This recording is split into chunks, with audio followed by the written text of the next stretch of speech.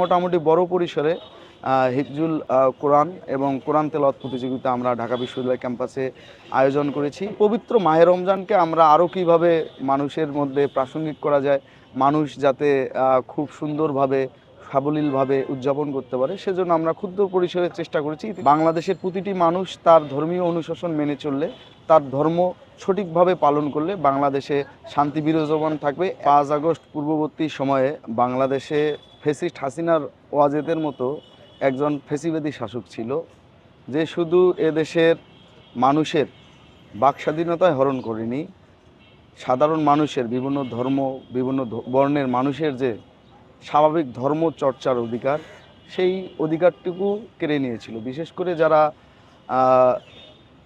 ইসলাম ধর্মাবলম্বী, তার মধ্যে একটা ইসলামোফোবিয়া ছিল।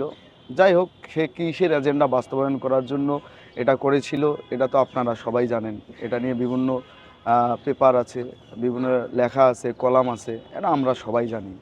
5 আগস্ট পরবর্তী সময়ে একটি সুন্দর পরিবেশ বিরাজমান, সাধারণ মানুষ মুক্তভাবে কথা বলতে পারছে, মানুষ ধর্মকর্ম যাতে সেই 15.5 বছরের যে পালন করতে গিয়ে ট্রমার মধ্যে ছিল, বর্তমান সময়ে যাতে মানুষ ধর্মকর্ম পালন করতে গিয়ে সেই ট্রমার মধ্যে না থাকে, এজন্য আমরা মনে করেছি, যেহেতু ফ্যাসিস্ট হাসিনা ওয়াজেদ ক্ষমতার মসনদ থেকে পালিয়ে যাওয়ার পর আমরা এবারেই প্রথম রমজান, সামনে ঈদ, এর মধ্যে আমরা একটা সরস্বতী পূজা পেয়েছি। আমরা যারা হিন্দু ধর্মাবলম্বী আছি, সেটাও আমরা আমাদের ছাত্রদলের পক্ষ থেকে ক্ষুদ্র পরিসরে সে সম্পৃক্ত থাকার চেষ্টা করেছি। এবং এখানে আমরা যেহেতু 5 আগস্ট পরবর্তী সময় আমরা একটি মুক্ত বাতাসে, মুক্ত পরিবেশে একটি সামনে ঈদ এবং পবিত্র মাহে রমজান পেয়েছি, এই পবিত্র মাহে রমজানকে উপলক্ষ করে ধর্মীয় ভাবগাম্ভীর্য বজায় রাখার স্বার্থে আমরা বাংলাদেশ জাতীয়তাবাদী ছাত্রদল মনে করেছি আমাদের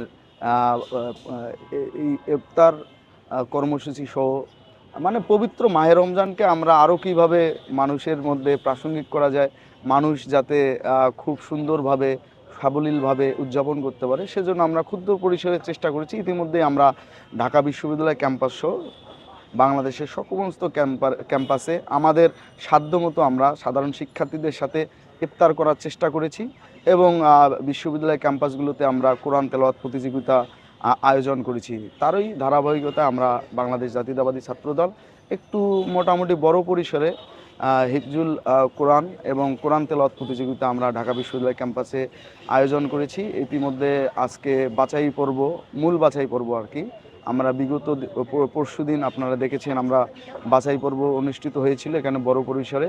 আজকে আমরা আগামীকালকে চূড়ান্ত পর্বের জন্য আজকে কিছু আমরা বাছাই করব এবং কালকে আমরা বিশ্বাস করি আপনাদের সবার কাছে আমরা দোয়া চাই, আশীর্বাদ চাই, যাতে আমরা আমাদের এই কোরআন তেলাওয়াত এবং হিজবুল কোরআন প্রতিযোগিতা এই অনুষ্ঠানটি খুব সুন্দরভাবে সাবলীলভাবে সম্পূর্ণ করতে পারি। এবং আমি একই সাথে সকল ধর্মের, সকল বর্ণের মানুষকে আহ্বান করি, ধর্ম যার যার, রাষ্ট্র আমাদের সবার, যার যার অবস্থান থেকে এই রাষ্ট্র বিনির্মাণে সবাইকে এগিয়ে আসতে হবে। অবশ্যই সেটা নিজের মতাদর্শ নিজেই পালন করে, নিজের ধর্ম সুন্দরভাবে সাবলীলভাবে পালন করে এগিয়ে চলুন জোরসে, আমার হচ্ছে লুঙ্গি, রপ্তানিতে শীর্ষে, বিশ্বমানের লুঙ্গি। আমরা বিশ্বাস করি বাংলাদেশের প্রতিটি মানুষ তার ধর্মীয় অনুশাসন মেনে চললে, তার ধর্ম সঠিকভাবে পালন করলে বাংলাদেশে শান্তি বিরাজমান থাকবে। এক এক ধর্মের প্রতি আর এক ধর্মের মানুষের সহমর্মিতা থাকবে, সহিষ্ণুতা থাকবে।